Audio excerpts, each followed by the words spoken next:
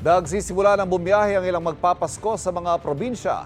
Kamustahin natin ang sitwasyon sa Parañaque Integrated Terminal Exchange o PITX. Ngayon ang balita live si EJ Gomez. EJ.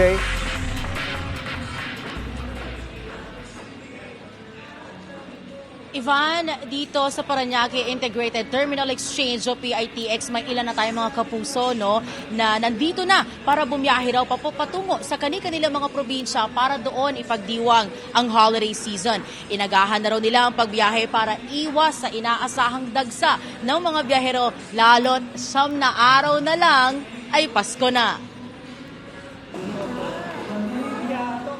Matapos ang 6 na buwan, ngayon lang daw muling mabubuo ang pamilya ni Jimuel. Sinundo niya ang kanyang mag-ina na galing ng Burias Island sa Masbate para makapiling niya sa pagdiwang ng Pasko ngayong taon.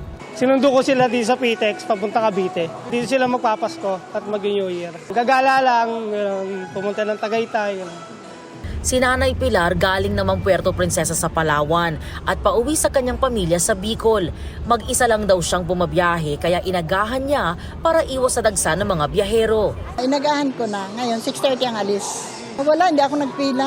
Pagdadating ko, swerte na wala masyado pang bumibili.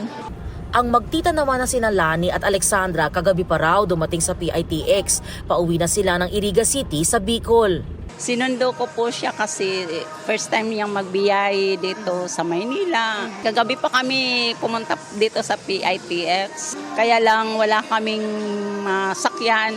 Ngayon lang kami nakakuha ng reservation. Nung pagdating po namin dito, marami yung tao. Maganda naman po yung safety dito sa terminal. Yes.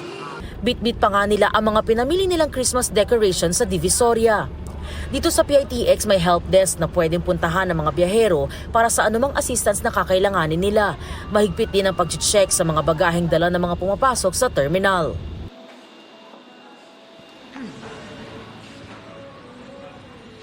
Ivan, as of past 7 a.m., ito yung sitwasyon dito sa entrance nitong terminal. May mga namumuong pila dahil rush hour na. At meron din kasing panahon na sunod-sunod naman yung pagpasok ng mga kapuso natin na may mga dalang luggage or mga kahon ng kanilang mga gamit na masusing sinusuri or ini-inspect ng ating mga security personnel dito sa PITX.